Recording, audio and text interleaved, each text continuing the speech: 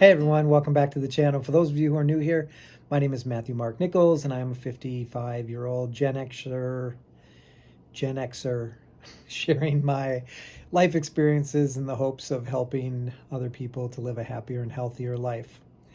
Now, I haven't done video in a couple of weeks, and my previous videos were talking about expanding my channel, finding my niche, and coming up with a different format. But I put together a video, or what I was planning on putting together for a video, of 5 basic ideas that changed my mindset to help me in my 50s. And the hope was that I'd be able to give, my experiences and life lessons to help other people.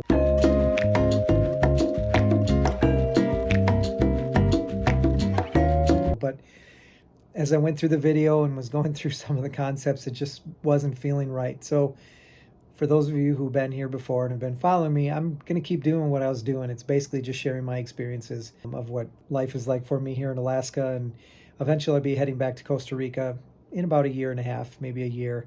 And then we'll jump into Costa Rica life there again. But I did decide that my niche was not giving advice to other 50-year-olds. It's just not me. And hopefully through some of these experiences I'll share, it will encourage and influence some other people, some of the experiences that I'm going through. And if it helps one person, that's great. I appreciate it.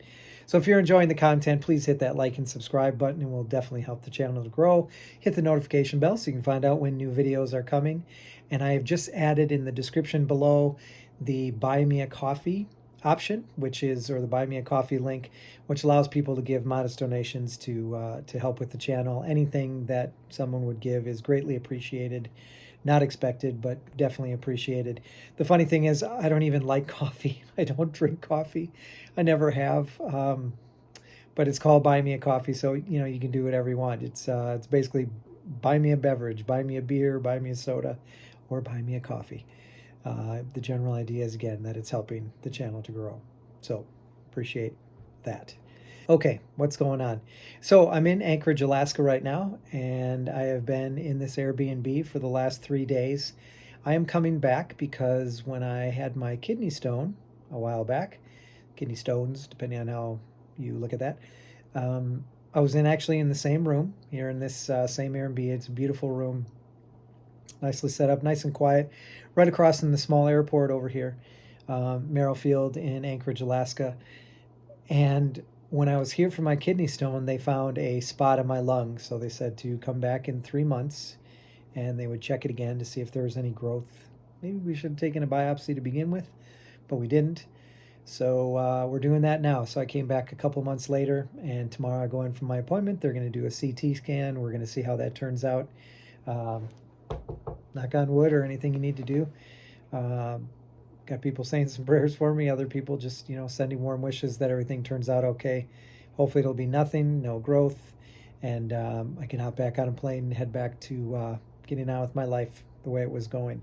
So I have that appointment tomorrow. Anytime you go through something like that, it's a little bit scary, makes it a little unnerving to, think that there could be something a little worse or some cancer running around in your body. But we're going to, like I said, just stay positive going there tomorrow with an optimistic outlook, and hope that it's the same picture as last time, and then we'll be on our way.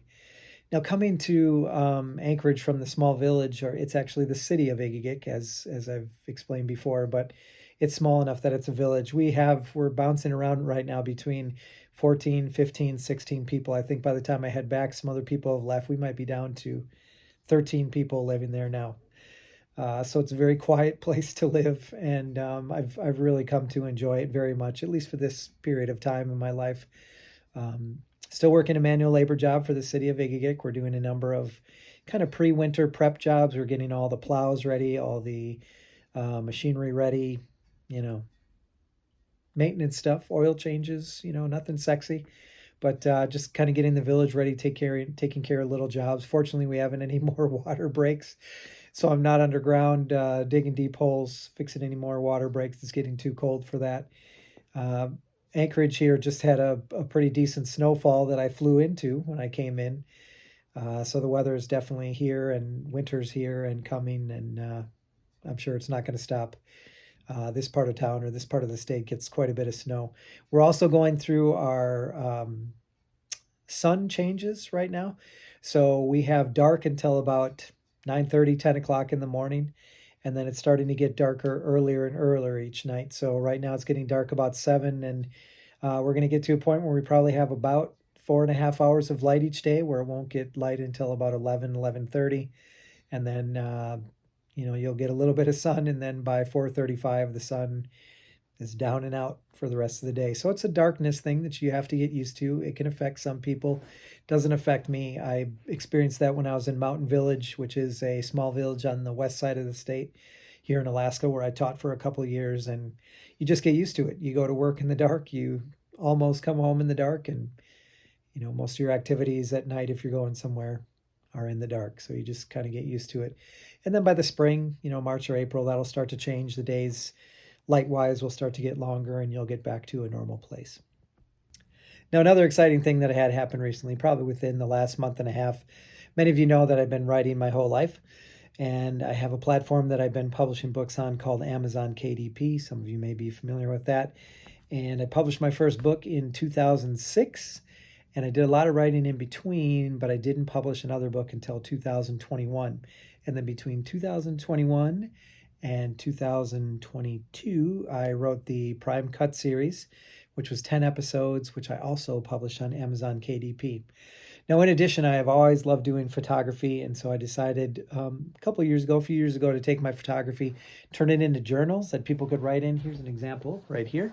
This is a picture that I took in Mountain Village, Alaska, and then you can turn it into a really nice writing journal. And so I was able to upload 28 of those on Amazon KDP as well.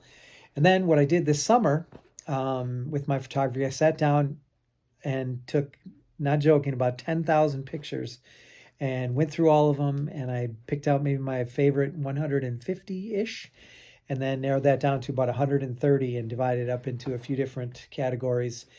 And what I'm going to do is to publish those into more writing journals. So I started uploading more into Amazon KDP and had a question for them about the number of books that you can publish.